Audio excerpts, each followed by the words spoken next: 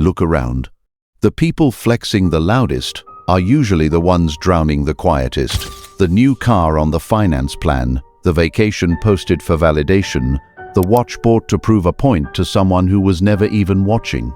And somewhere in the same city, in a house with no logo on the door, someone worth more than all of them combined hasn't posted a single thing in 3 years. You've seen both of these people, and deep down, you already know which one is actually winning. Here's the uncomfortable part.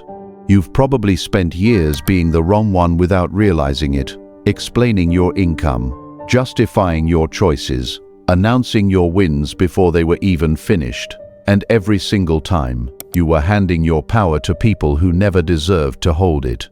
Machiavelli understood something about money that almost nobody teaches you. He said, in essence, that a man who reveals his full strength has already lost his advantage because now everyone knows exactly how to plan against him. Wealth works the same way. The moment people know what you have, they start deciding what they want from it. A friend becomes a borrower. A relative becomes a business partner. A stranger becomes a competitor. You didn't lose your money because you were careless. You lost pieces of it the moment you announced it existed. This is the part nobody tells you at 25 when you're hustling to prove something. Silence isn't the absence of ambition. Silence is the most advanced form of it. The loud pursue attention. The wealthy pursue leverage. And leverage only works when the other side doesn't know what you're holding. I used to think the goal was to be seen, to let people know I was building something, moving up, becoming someone. I posted the wins. I mentioned the numbers in conversations I didn't need to bring them up in. And I noticed something strange. The more I talked about progress, the slower it actually moved. Opportunities got smaller. People got weirder around me.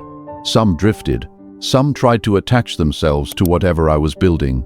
It took years to understand why. I wasn't building in private anymore. I was building on a stage, and everyone in the audience had an opinion about how the story should go. There's a story about a man named Ronald Read. For most of his life, he pumped gas and swept floors at a small filling station in Vermont. He drove an old car held together by nothing but habit. He wore the same coat for years. Nobody who met him would have guessed there was anything unusual about him at all. When he died at 92, his town found out he'd quietly built a fortune worth $8 million. He hadn't inherited it. He hadn't won it. He'd spent decades reading financial reports at the library, buying shares in solid companies, and never once telling anyone what he was doing. Not his neighbors, not most of his own family. He gave a portion to the hospital and the library in his town, and people who'd known him for 30 years sat in stunned silence at the reading of his will. That's not a story about frugality. That's a story about protection. Every dollar Ronald Read didn't explain was a dollar nobody could touch, question, or slow down. Now hold that story next to its opposite. Study after study on lottery winners shows the same brutal pattern repeating for decades. A huge share of people who win life-changing sums end up broke within a few years, sometimes worse off than before they won. It's not because the money vanished on its own. It's because the moment the win became public, the winner became a target for every cousin, every old classmate, every can't-miss investment from a man they barely knew. The money didn't fail them. Their silence did, because they never had any. Ronald Read spent 40 years with nobody watching. The average lottery winner spends 4 years with everybody watching. One of those men died with millions intact and his name in the local paper for the first time in his life. The other pattern ends, again and again, in bankruptcy court. The difference was never the size of the fortune, it was who got to see it forming. Compare that to what happens to the loud ones. The person who tells everyone about the new investment gets 5 opinions from 5 people who've never invested in anything. The person who announces the raise suddenly has family members remembering they need help with rent. The person who reveals the business is scaling gets a flood of "Can I pick your brain" messages that quietly drain hours out of every single week. None of these people are evil, they're just reacting the way humans react to visible success. Envy dresses itself up as closeness, and attention, once you've handed it out, is nearly impossible to take back. Machiavelli spent his life studying rulers who lost everything, and the pattern was almost always the same. It wasn't the enemies outside the walls that destroyed them. It was the information they gave away inside their own court. The prince who bragged about his army's weaknesses over wine. The prince who let his advisors know exactly how much gold sat in the treasury. Knowledge once shared becomes a weapon in someone else's hand. And here's the part that should genuinely unsettle you. In your life, the people closest to you have more access to that weapon than any stranger ever could. They know your income, they know your debt. They know the version of you that's still figuring things out. And most of them mean no harm at all. But intentions don't matter once information is loose. A careless comment at a dinner table can plant a seed of resentment that grows for a decade. So what does silence actually look like in practice? It isn't secrecy for its own sake, and it isn't lying to people you love.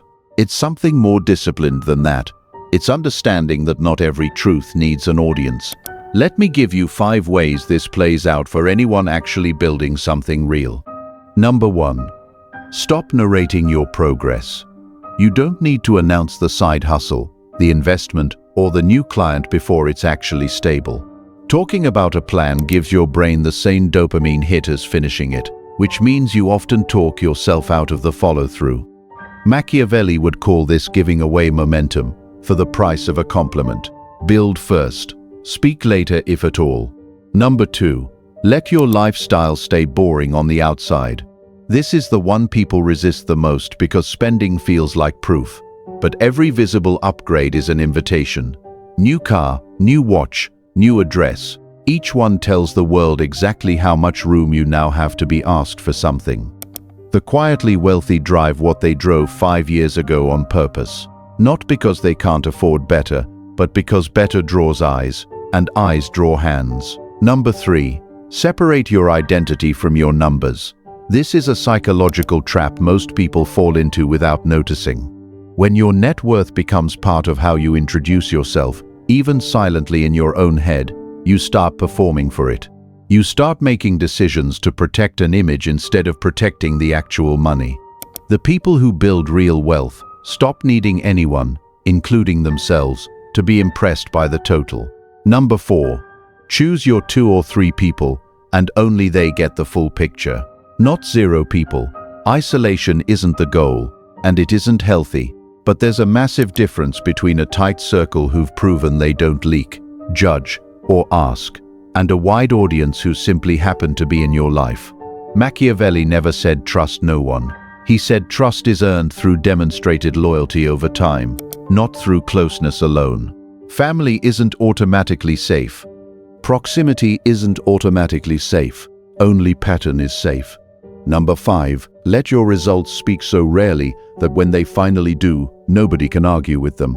This is the real payoff of everything above. The quiet years aren't wasted years, they're compounding years, both financially and socially. When you finally are seen, whether it's the house, the exit, the retirement decades early, it lands completely differently. Nobody can say you got lucky, because nobody saw the process to pick apart. Nobody can say you're due for a fall, because they never watched you climb. Silence doesn't just protect the wealth while it's growing, it makes the reveal, if you ever choose one, undeniable. Here's where this gets uncomfortable in a different way. Some of you are going to hear all of this and still feel that pull to talk, to mention the number, to let people know you're not who they think you are anymore. That urge isn't really about money. It's about needing someone to witness your growth, because some part of you still isn't fully convinced of it yourself. That's worth sitting with. The moment you no longer need an audience to believe your progress is real, you've already won something bigger than the money. You've won the version of you that doesn't need permission or applause to keep building. Think about the specific moment this usually happens. You're at dinner, someone asks what you've been up to, and you feel the words rising before you've decided to say them. That's not confidence talking. That's the old wound talking. The one from years ago when nobody believed you'd amount to anything, and some part of you is still trying to settle that score in front of witnesses. Machiavelli would look at that moment and see exactly what it is. A leak in the wall of a fortress you spent years building. The people who actually reach the top rarely feel that urge anymore. not because they've mastered some trick of self-control, but because the score got settled internally a long time ago. Once you stop needing the room stops being able to cost you anything. Machiavelli wrote for princes who had to survive courts full of people smiling at them while quietly calculating their downfall. Most of us will never rule a kingdom, but we live in our own smaller courts every day. The group chat, the extended family, the old friends who knew you when you had nothing and have opinions about who you're allowed to become. The rules haven't changed in 500 years. Whoever knows the least about your next move has the least power to slow it down. So here's the shift. Stop treating silence like something you're hiding behind. Start treating it like the vault it actually is. Every plan you don't explain is a plan that can't be talked out of you. Every number you don't reveal is a number nobody can resent you for. Every year you build quietly is a year that compounds without a single person trying to slow it down, borrow from it, or take credit for it. The people who end up wealthy aren't the ones who convince the room, they're the ones who stop needing the room's opinion at all. You don't owe anyone a progress report. You don't owe anyone your numbers, your plans, or your timeline. You owe your future self one thing: the discipline to keep your mouth closed while your money does the talking, years from now, all at once, undeniably. That's not coldness. That's not arrogance. That's the oldest form of power there is.